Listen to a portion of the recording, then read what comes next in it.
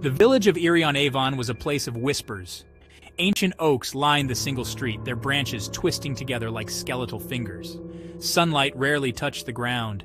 The houses were hunched and gray with windows like watchful eyes.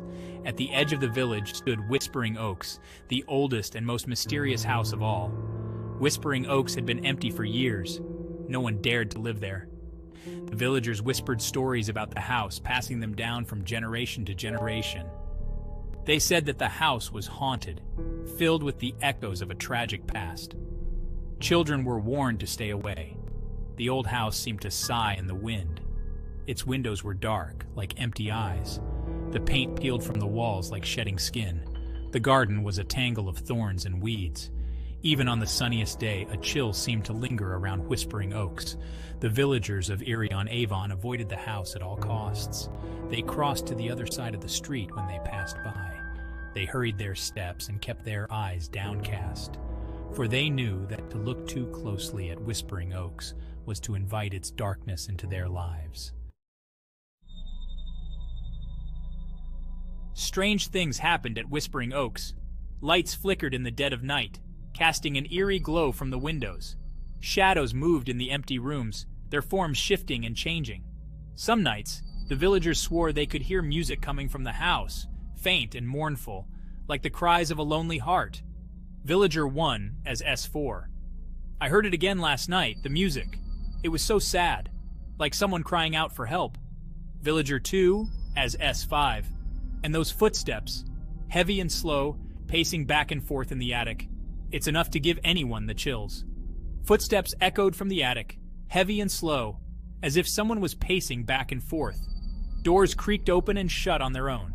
And sometimes, on the darkest nights, a single piercing scream would ring out from the house, sending chills down the spines of all who heard it. Villager 1 as S4. Old Mrs. Periwinkle. She swears she saw a young woman in a white dress at the attic window. Said the woman had long flowing hair and a look of unbearable sadness in her eyes. Villager 2 as S5. Searching for something, she said. Something lost a long time ago. The villagers whispered about the strange occurrences, but no one dared to investigate. They were content to let the mysteries of Whispering Oaks remain unsolved, for they knew that some secrets are best left buried. One day, a young woman named Emily arrived in Erie-on-Avon. She was an artist, drawn to the village by its quiet beauty and the haunting charm of Whispering Oaks. Emily was not afraid of the stories she had heard. She didn't believe in ghosts or haunted houses.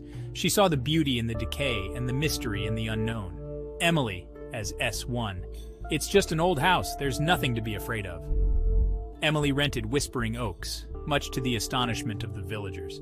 They tried to warn her about the strange occurrences, but she just smiled and dismissed their concerns as superstitions. She was determined to make the old house her home. Emily, as S1. I'll make this place beautiful again. Just wait and see. The house was dark and dusty, but Emily could see its potential. She threw open the windows, letting in the fresh air and sunlight. She cleaned and scrubbed, revealing the beauty that lay hidden beneath years of neglect. And as she worked, she couldn't shake the feeling that she was not alone.